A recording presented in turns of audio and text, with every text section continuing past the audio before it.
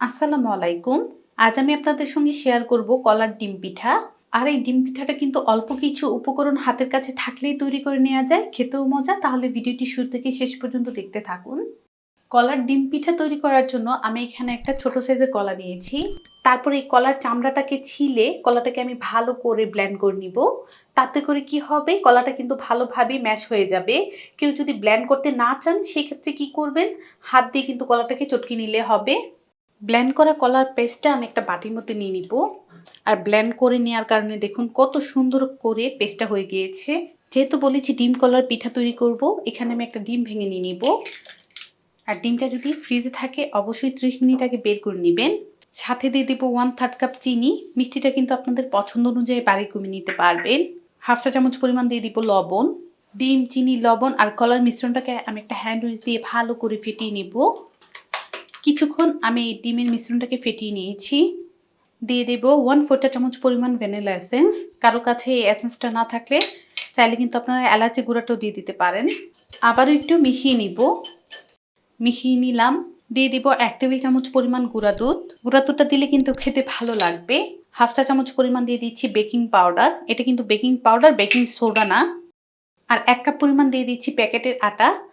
এখন আমি হাত দিয়ে সব কিছু মিশিয়ে নিব। যেই 1 কাপ আটা দিয়েছি দেখুন তা দিয়ে কিন্তু ডোটা আমাদের হয় নাই।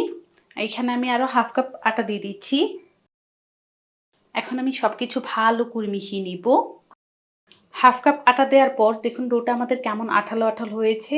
তো এই কাজটা সহজ করার জন্য আমি এখানে 1 চা চামচ পরিমাণ রান্নার তেল দিয়ে দিব। তাহলে কিন্তু আর হাতের সাথে আটকে থাকবে না। পিঠার ডোটাকে আমি আরও কিছুক্ষণ এভাবেই মুথে নিব। ডোটাকে আমি ভালো করে মুথে নিলাম। হাতের মধ্যে অল্প করে তেল নিয়ে নিচ্ছি। আর এই ডো থেকে অল্প করে হাতের মধ্যে নিয়ে নেব। ঠিক এমন নিয়েছি দেখুন। তারপর এটাকে হাত দিয়ে এভাবে চেপে গোলাকার করে দিচ্ছি। 2 হাতের তালু দিয়ে এভাবে ঘষে লম্বাটি শেপ করে দিব। আপনারা যে কোনো শেপেরই কিন্তু পিঠাটা তৈরি করে নিতে পারবেন। আপনাদের পছন্দ অনুযায়ী যে কোনো ডিজাইন তৈরি করে নিতে পারবেন। আমি এটাকে সিম্পল এভাবেই রেখে দিব। পিঠাগুলো ভাজার জন্য চুলার মধ্যে আমি একটা ফ্রাই প্যান বসিয়ে তেল দিয়েছি গরম হওয়ার জন্য। অল্প করে ডো দিয়ে দেখবো তেলটা আমাদের পিঠা ভাজার জন্য গরম হয়েছে কিনা। তেলটা কিন্তু আমাদের পিঠা দেওয়ার জন্য গরম হয়ে গিয়েছে। এখন ওই যে পিঠাগুলো আমি বানিয়ে রেখে দিয়েছিলাম এগুলো দিয়ে দিব। মাশাআল্লাহ দেখুন পিঠা দেওয়ার কিছুক্ষণের মধ্যে কিন্তু ফুলে তেলের মধ্যে উল্টে গিয়েছে। এগুলোকে আমি উল্টিয়ে দিব। আর এই পিঠাগুলোকে আমি এখন চুলা লোতে করে কিছুক্ষণ ভেজে নিচ্ছি।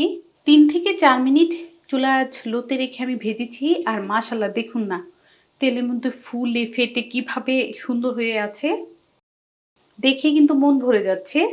এই পিঠাটাকে কিন্তু আপনারা কলা ডিমের ভাজা কেক পিঠা নামেও বলতে পারবেন। আর পিঠাটা খেতে যে কত মজা, একদিন বাসায় ট্রাই করলে বুঝতে পারবেন। অনায়াসেই কিন্তু বাচ্চাদের টিফিনে দিয়ে দিতে পারবেন। আর চুলা আঁচটা অবশ্যই লোতে রাখবেন। লোতে রেখে কিন্তু পিঠাগুলো ভাজতে হবে, না হলে কিন্তু কি হবে উপরটা কালার চলে আসবে আর ভিতরটা কাঁচা থেকে যাবে। পিঠাগুলো কিন্তু ভাজতে বেশি সময় লাগে না। আরও কিছুক্ষণ আমি এই পিঠাগুলোকে তেলের মধ্যে ভেজে নিব। আরও 2-3 মিনিট ভেজেছি আর মাশাআল্লাহ দেখুন কত সুন্দর একটা কালার চলে এসেছে। এখন পিঠাগুলো আমি উঠিয়ে নিব। ওই যে বলেছি পিঠাগুলো ভাজতে কিন্তু বেশি সময় লাগে না। আর একটা পিঠা থেকে আরেকটা পিঠা কিন্তু দেখতে সুন্দর হয়েছে। তেলটা ঝরিয়ে পিঠাগুলো প্লেটে উঠিয়ে নিব। এই যে দেখুন সবগুলো পিঠা উঠিয়ে নিয়েছি। এভাবে সবগুলো পিঠা আমি বানিয়ে ভেজে নিব। অনেকেই ভাবতে পারেন যে পিঠার ভিতরে তেল ঢুকেছে কিনা। চলুন আমি আপনাদেরকে একটা পিঠা ভেঙে দেখাই। পিঠার মধ্যে কিন্তু কোনো রকমের তেল ঢুকে নাই। আর পিঠার উপরটা কিন্তু ক্রিস্পি, ভিতরটা সফট। আশা করছি পিঠার রেসিপি আপনাদের ভালো লেগেছে। ভালো লাগলে অবশ্যই একটা লাইক দিবেন, কমেন্টসে জানাবেন। সবাই ভালো থাকবেন, সুস্থ থাকবেন, আমার জন্য দোয়া করবেন। আল্লাহ হাফেজ।